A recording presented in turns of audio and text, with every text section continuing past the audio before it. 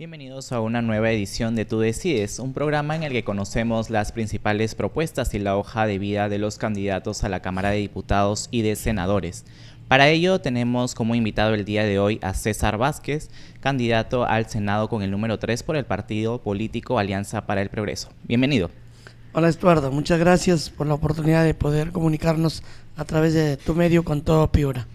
Bien, para empezar, sabemos que usted ha sido ministro de Salud entre los años 2023 y 2025, ¿no? ¿Y cuál considera usted que han sido los principales logros de su gestión durante este tiempo? Sabemos también que ha tenido algunas controversias durante este tiempo.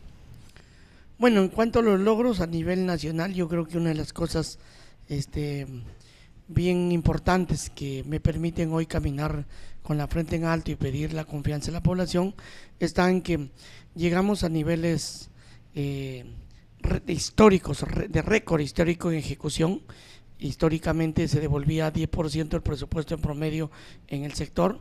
Nosotros llegamos a ejecutar más del 99% y eso ya es, que la eficiencia creo que es un paso importante. Segundo, hemos reactivado 57 hospitales que estaban paralizados por años en todo el país y eso ha permitido que abriguemos esperanzas en la población de poder terminar hospitales emblemáticos como el Hospital Lorena del Cusco, por ejemplo, 15 años paralizado, 2 gobernadores presos, y nosotros ya lo dejamos prácticamente a punto de inaugurarse.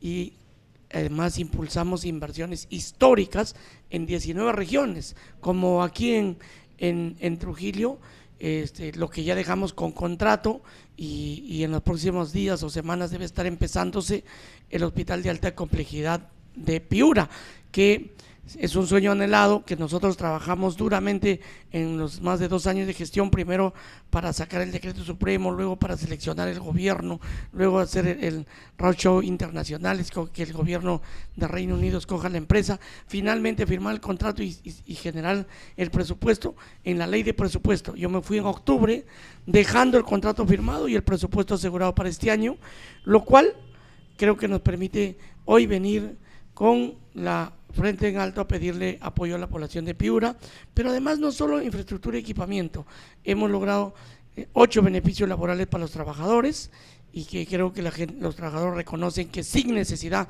de una huelga de por medio se atendió como nunca a muchos derechos que venían siendo postergados, pero además incrementamos en 300 millones el presupuesto del CIS. El CIS atiende a los más pobres y eso permitió tomar la decisión de financiar, por ejemplo, el tratamiento contra el cáncer, que antes no se daba por el CIS.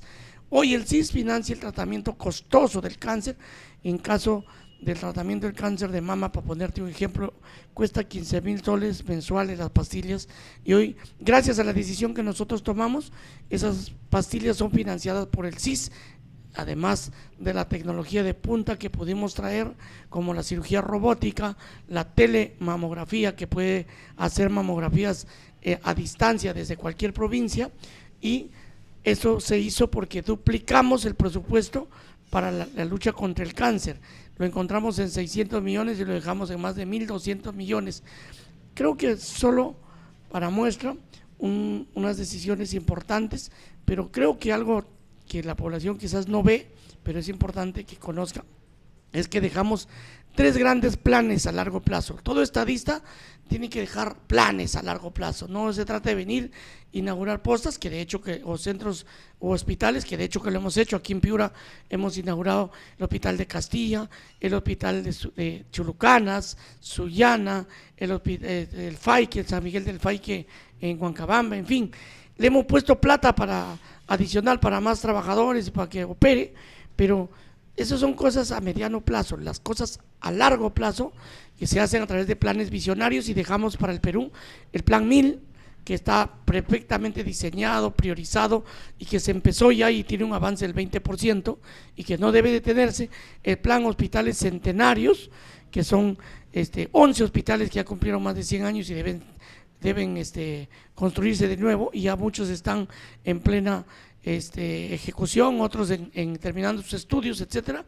Y el plan de hospitales de alta complejidad, que más que un plan Ya está en plena ejecución, como les dije, empieza Piura y Trujillo en estos días. Pero hablando de Piura, el día de hoy ha habido una protesta en el Hospital Santa Rosa, frente a donde se va a construir, porque no se están cumpliendo los plazos establecidos, ¿no? ¿Cómo se va a garantizar eso? Perfecto. Qué bueno que hagas la pregunta, Estuardo, ¿no? Los planes se hacen y a veces pueden llegar gobiernos y los anulan, los archivan, los encarpetan o simplemente no les interesa cumplirlos. Mira, en el Hospital de Piura yo dejé el contrato firmado y lo que debía hacer el gobierno de Gerí, que ingresó a terminar el año pasado, es, en vez de devolver 425 millones en el sector salud al erario nacional, asignarle por lo menos 90 o 100 millones para que empiece en noviembre o en diciembre. Más bien, Gerí quiso cortarle el presupuesto y rediseñar el proyecto y bajarle el número de camas, bajarle la calidad del equipamiento, como si Piura no mereciera un hospital con tecnología de punta y de gran calidad. Entonces, cambios de gobiernos afectan, y sobre todo cuando no hay leyes que garanticen la continuidad de inversiones. Por eso yo desde el Senado voy a impulsar, lo primero que voy a impulsar para que todos estos planes que yo dejé y las obras empezadas que ya hemos dejado financiadas no se cambien ni se detengan a medio camino, una ley de protección de inversiones. ¿Qué significa? El ministro de Salud, el gobernador o el ministro de Economía no deberían empezar una sola obra nueva si no aseguran primero el presupuesto para las obras ya empezadas, respetando los diseños originales. Esta ley de protección de las inversiones va a permitir que ningún hospital se retrase en su ejecución y menos que se pueda cambiar a medio camino el diseño como lo han pretendido hacer. Y yo desde aquí quiero decirle a Piura que voy a defender los intereses de Piura. Me alegra, he conversado con el alcalde de Piura, se va también a unir a esta lucha, el propio gobernador.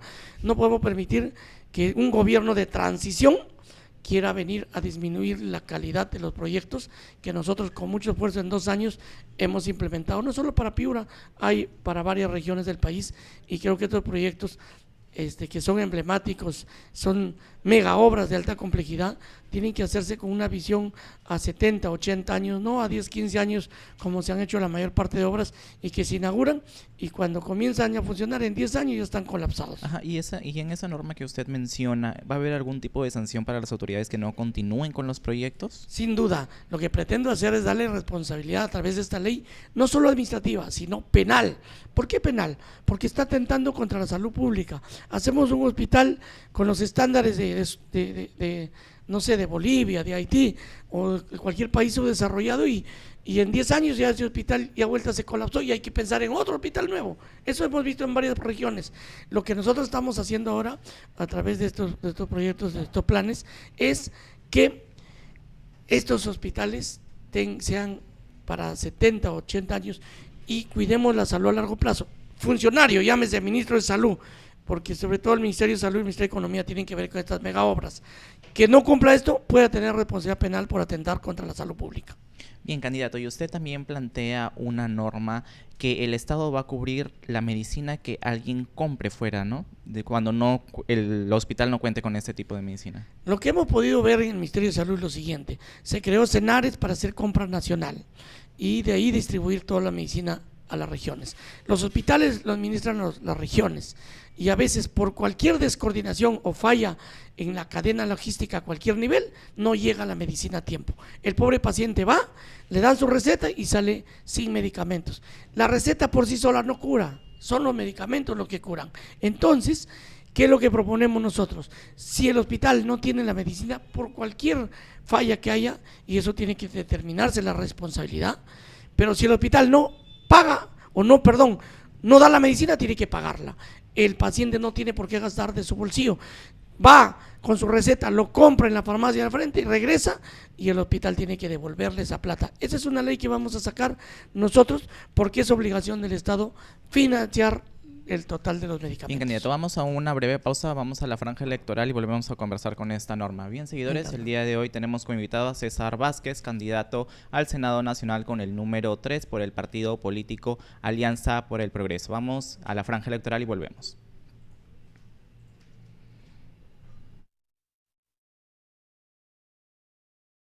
Soy el tío Virgilio, fundador del Proyecto Nacional Federalista. Desde hace 200 años, el poder y el dinero se ha quedado en Lima y es el momento de romper esta cadena. El federalismo devolverá dignidad y justicia a cada región para construir su propio futuro. Que nacer en un pueblo alejado no sea una desventaja, sino un gran privilegio. Marca todas las banderas de Perú Federal, más sé presidente. Escribe el 1 del tío Virgilio, senador nacional.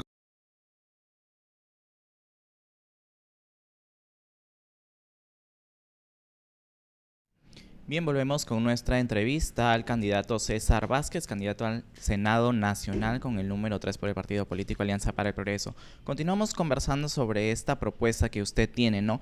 Pero, ¿qué pasa si la persona no tiene el dinero para comprar la medicina?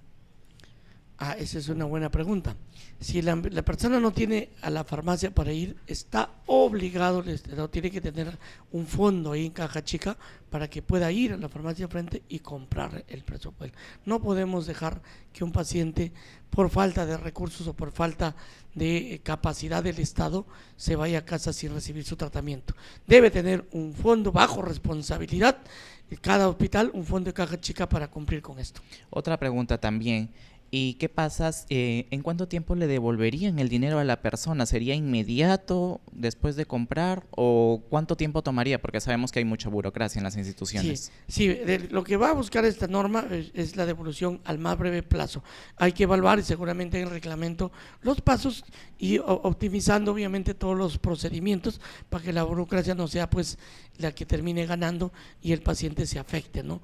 Lo importante es que se le den plazos perentorios, yo creo que máximo 15 días que dura el silencio administrativo para poder cumplir con esta devolución. Bien, y usted también está planteando que el DNI funcione como una especie de seguro universal. ¿Podría explicarme un poco más de ello? Sí, a largo plazo, lo ideal sería que haya un solo seguro. No podemos diferenciar a los peruanos en aquellos que están en planillas, a los que no están, o a los que son policías de los soldados. Hoy 4 ministerios manejan la salud del país: Ministerio de Defensa, Ministerio del Interior, Ministerio de Trabajo, Ministerio de Salud.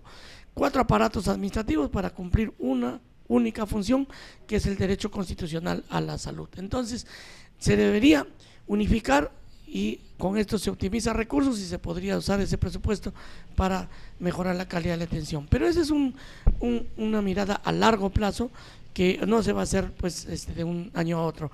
Mientras tanto, lo que nosotros pensamos hacer es una ley, impulsar una ley desde la Cámara del Senado, para que a través de la Cámara de Diputados se presente y lo aprobemos luego en el Senado, que permita que los pacientes que son, por ejemplo, del CIS y quieran atenderse en salud, puedan atenderse solo con presentar su DNI, y viceversa, los de salud.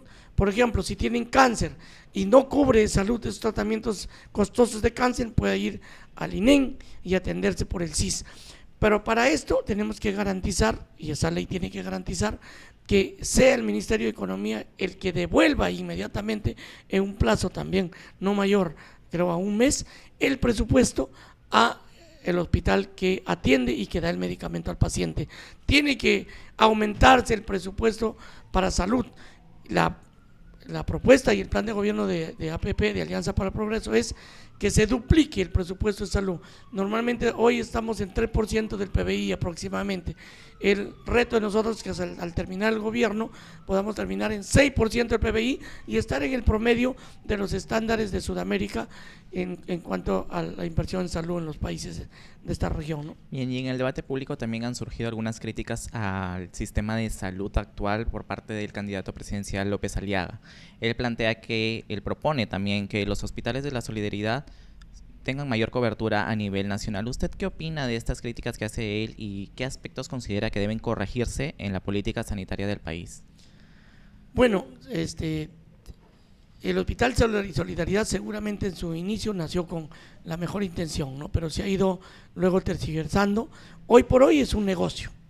Y entonces, si López Aliaga propone que el Ministerio de Salud siga el modelo de solidaridad, significa que va a ser de la salud un negocio, y eso sería terrible. Y es un negocio porque busca dar rentabilidad. ¿Cuántos millones, preguntaríamos, le significa a la Municipalidad de Lima el ingreso por la compra de las consultas y los exámenes auxiliares en el Hospital de Solidaridad? Muy aparte que funcionan en vagones viejos, en algunos consultorios improvisados en parques que no dan la mínima garantía. Pero lo más importante, ¿y quién autoriza estos funcionamientos? Son generalmente los gobiernos regionales a través de las direzas. Pero yo voy más allá. Es una estafa para mí el Hospital de Solidaridad, porque si bien es cierto cobran simbólicamente muy poquito en la consulta, donde lo exprimen económicamente al paciente son los exámenes auxiliares. Es decir, si va por una gripe y no necesitas más que un paracetamol y agua caliente con limón, un té, y en 7 días tu cuerpo lo va a vencer al virus. ¿Qué hacen en Solidaridad? Muchas veces te toman radiografías, te toman tomografías, resonancia y te asustan que puede ser cáncer, que puede ser tuberculosis. Al final al pobre paciente le hacen pagar una serie de exámenes y ahí está la ganancia de Solidaridad. No les importa el paciente, les importa lo que van a ganar con él. Entonces el paciente sale contento, claro, porque dice, uy, ya me tomaron esto, me tomaron este examen, tomografía, resonancia, pero no sabe que le engañaron. El pobre paciente en su ignorancia se va contento, pero a la larga esos exámenes son irradiantes, pueden generarle cáncer, otras enfermedades. Entonces yo creo que es un mal modelo y que no se puede comparar un modelo con mirada mercantilista a un modelo público que necesita básicamente el subsidio absoluto, total, de la atención con calidad para el paciente. Bien, y ya para ir cerrando el tema de salud, hay una problemática constante, gobierno a gobierno. El personal de salud suele denunciar condiciones laborales precarias, sobrecarga de trabajo, falta de estabilidad. ¿Qué hará usted para reformar esto y para que esa problemática termine de una vez por todas? Mira, yo soy médico nombrado en el ministerio, empecé un puesto de salud, me acuerdo un puesto de salud lejanísimo de Chota, donde tenía que viajar 8 o 9 horas en camión para poder llegar a mi centro de trabajo, y me nombré en el 2004. Para lograr mi nombramiento y lograr un aumento importante que desde el 2004 no llegaba, tuvo que haber una huelga de 100 días y paralizar los hospitales para que recién el gobierno de entonces atienda el aumento de los trabajadores de salud. En mi gestión, que como ministro de Salud, no solo logramos hacer un aumento mayor de los últimos 20 años, el mayor aumento de los últimos 20 años para todos los trabajadores de salud, sino que dimos 8 beneficios laborales, nombramientos de personal administrativo, de personal asistencial, ascenso del personal que estaba paralizado también como más de 15 años y otros beneficios laborales, todos estos sin la necesidad de un día de huelga. La conversación, el diálogo fue importante. Nosotros tenemos claro que para mejorar la salud de la población no solo se necesita mejorar la infraestructura, el equipamiento, sino también mejorando las condiciones laborales de quienes cuidan la salud, porque el trabajador de salud atrás de él tiene una familia, un hijo, un padre enfermo, un hermano, un familiar y problemas en su casa, que si llega al hospital cargando ese problema no va a poder darle la calidez, el trato adecuado. No es justificación, claro que no, pero muchas veces siempre eso puede influenciar. Lo que hacemos y lo que queremos es darle mejores condiciones de trabajo, los beneficios laborales que les corresponden, para que vengan motivados y entreguen lo mejor de sí. Con esa motivación vamos a exigir también buen trato, porque a la par como nosotros buscamos la comodidad y el trabajo digno del personal de salud, exigimos eficiencia y buen trato sobre todo. Y yo es lo que estoy luchando y me estoy comprometiendo ahora con los trabajadores, es luchar para que el trabajador del Ministerio de Salud ya pueda tener 2 aguinaldos completos en su sueldo, como lo hacen los trabajadores de salud, que en fiestas patrias y en Navidad reciben un sueldo completo, mientras que los del Ministerio de Salud solo 300 soles. Claro, entonces esta reforma sería para el MINSA, ¿no? Para el MINSA y para el Hospital de la Sanidad, Fuerza Policial está ahí. Bien, y también vamos a tocar el tema de la minería, ¿no? Este sí es uno de los motores económicos en el país, pero también viene generando varios conflictos en diversas regiones, incluida aquí, Piura. ¿Cuál es su opinión frente a ello? ¿Usted está a favor de la minería? Con su respuesta regresamos en el siguiente bloque, vamos a la franja electoral. Bien, seguidores de Tú Decides, hoy tenemos como invitado a César Vázquez, él es candidato al Senado Nacional por el partido político Alianza para el Progreso, él se postula con el número 3. Vamos a la franja electoral y volvemos.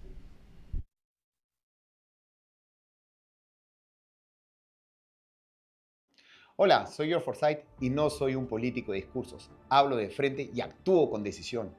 Hoy el Perú vive con miedo y eso tiene que terminar, porque no hay nada más importante que tu tranquilidad y la de tu familia.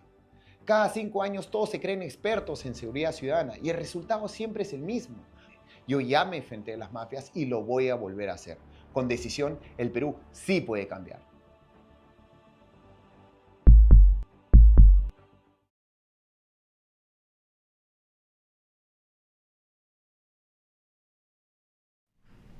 Bien, volvemos con nuestra entrevista a César Vázquez. Él se postula al Senado Nacional con el número 3 por el partido político Alianza para el Progreso. Y al terminar el segundo bloque le preguntaba, ¿no?, ¿cuál era su posición frente a la minería aquí en el Perú? Bueno, yo soy cajamarquino y conozco perfectamente este tema, porque allá en mi región la minería ha generado, es un tema sensible y ha generado incluso graves problemas sociales. Y tengo clara mi posición, es minería formal, sí, pero con licencia social, y exigiéndole el cumplimiento de los estándares internacionales mínimos para cuidar sobre todo el medio ambiente y con responsabilidad social, dándole desarrollo a los lugares donde se hace esta actividad.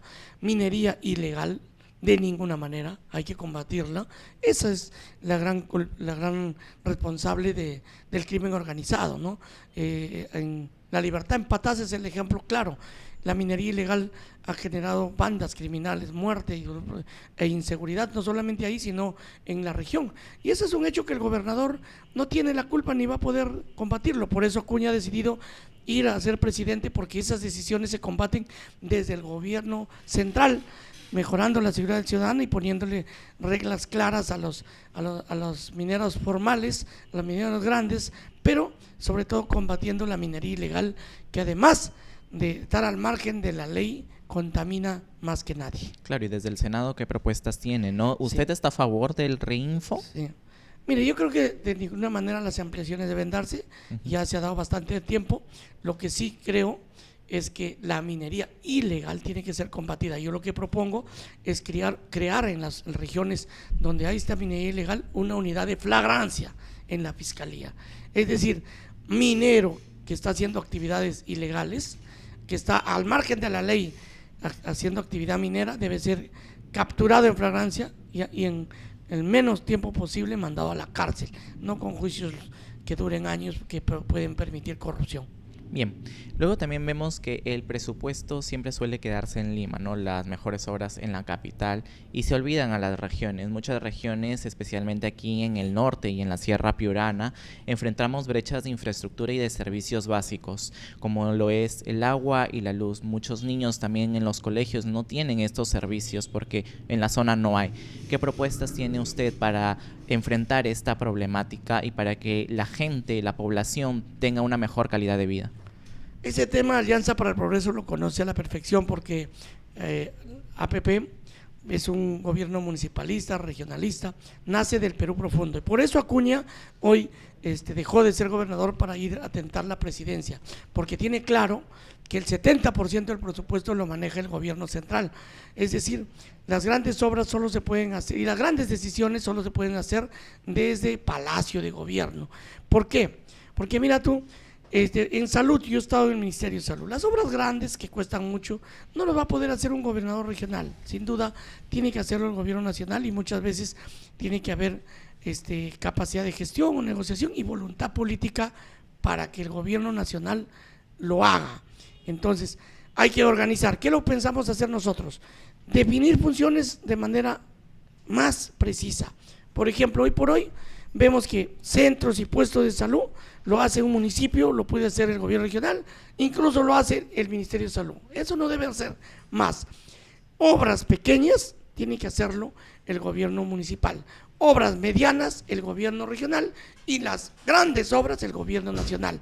El gobierno nacional no puede formar un aparato paralelo. Por ejemplo, en PRONIS, en PRONIE, se hacen colegios y postas. Eso no debe ser más.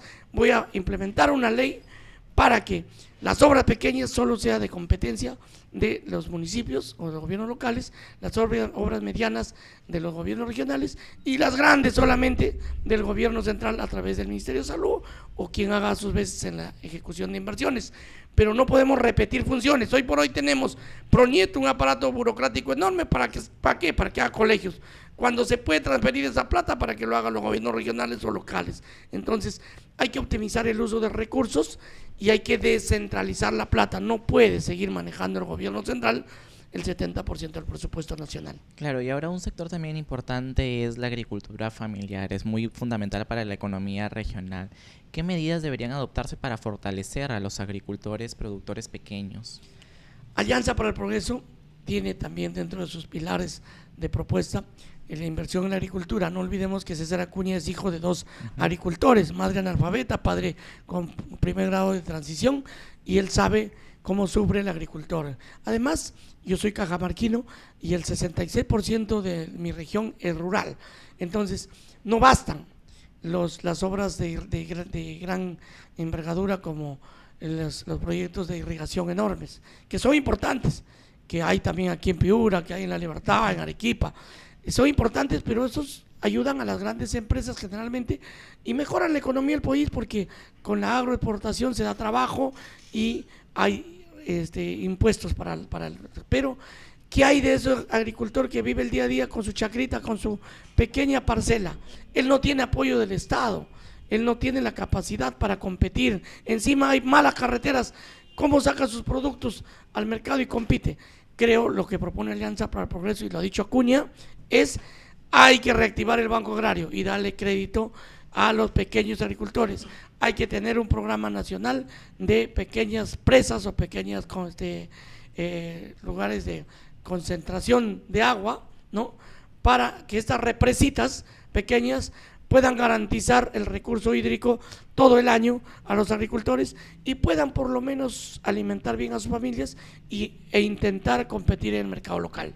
Bien, y otro de los sectores también con varias problemáticas y brechas es el educativo, ¿no? Siempre se dice que la educación privada es la mejor y la pública es la deficiente, ¿no? ¿Qué hará usted desde el Senado para que la educación sea solo una y de calidad para todos? Mira, en mis tiempos la universidad pública era la mejor. Recuerdo que para ingresar a medicina yo tuve que competir con cerca de 10,000 personas para entrar a 36 vacantes en la Universidad Nacional Pedro Luis Gallo. Hoy ha cambiado y hoy vemos que la gran mayoría hace lo posible por poner a sus hijos en colegios privados y en universidades privadas. ¿Qué significa esto? Que el Estado no ha cumplido su función y que frente a la inercia o la incapacidad del Estado de promover y fomentar la educación y mejorar la educación pública, ha ganado terreno la educación privada. Acuña tiene experiencia en lo que es la educación más que nadie. Él es el único que ha demostrado que así se puede hacer educación de calidad con pocos recursos. Mira, tiene una universidad hoy por hoy que sobrepasa los 225,000 alumnos, una de las más grandes de Latinoamérica, cumpliendo con las exigencias de SUNEDU, los estándares de calidad. No es una universidad de fachada como pretendió hacer Telesub de Pepe Luna. Entonces ha cumplido con todos los estándares y hoy esa universidad sigue creciendo y ha dado la oportunidad de formarse a 300,000 egresados ya de esa universidad, que son orgullo de sus padres, de sus familias. Entonces creo que la propuesta de Acuña de incrementar el 6% del PIB para educación y salud va a ayudar mucho en este tema, y sobre todo la propuesta de fomentar la creación de institutos tecnológicos en todas las provincias, además de dar el presupuesto necesario para mejorar la calidad de la educación en la universidad pública. Mejorando la educación pública, mejorando los colegios, yo creo que vamos a volver a lo de antes, dando la oportunidad a la juventud, a los niños, de que se eduquen mejor, porque sabemos todos que la gran revolución o el mayor acto de rebeldía contra la pobreza es la educación. Bien, candidato, muchas gracias. Vamos a la franja electoral. Bien, seguidores de Tú Decides, esas han sido las propuestas presentadas por César Vázquez. Él se candidatea para el Senado Nacional por el partido político Alianza para el Progreso con el número 3 para las elecciones de este mes de abril. Vamos a la franja electoral y volvemos.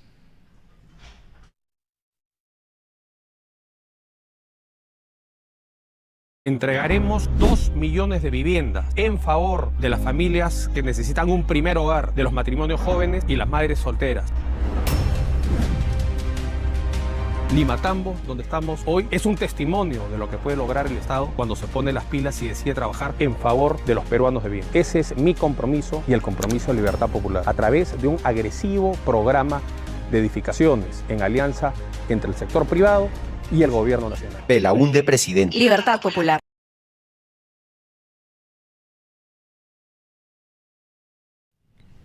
Bien, volvemos con nuestra entrevista a César Vázquez, candidato al Senado Nacional. Bien, diríjase a sus electores, quien lo está viendo en estos momentos. Sí, muchas gracias a toda la gente que me sigue, sobre todo los hermanos de Piura. El 12 de abril hay una oportunidad de escoger a las autoridades, hay que escogerlas con máxima seriedad y responsabilidad porque de ello depende el destino del país. Yo soy César Vázquez, conocen mi trabajo, hemos comentado aquí lo que hemos hecho como ministro. Necesitamos gente que tenga experiencia porque la improvisación hace daño y nosotros tenemos las manos limpias, 20 años en la administración pública manejando muchas instituciones, ningún problema pendiente con la justicia, ninguna denuncia por corrupción. Es mi carta de presentación y hoy vengo a pedirte la confianza para poder estar en el Senado. Voy con Alianza para el Progreso con el número 3, en la segunda columna está la columna para el Senado Nacional. Pido que apoyen también a César Acuña para la presidencia, porque somos un equipo que quiere trabajar y poner su experiencia al servicio del país. Y por mi parte, quiero que me permitas pasar de sanador a senador. Muchas gracias. Bien, esa fue nuestra entrevista a César Vázquez, candidato al Senado Nacional por el partido político Alianza para el Progreso. Conmigo será hasta una siguiente entrevista. No se olviden de seguirnos en nuestras redes sociales como Wallach Noticias y en nuestra página web como wallach.pe.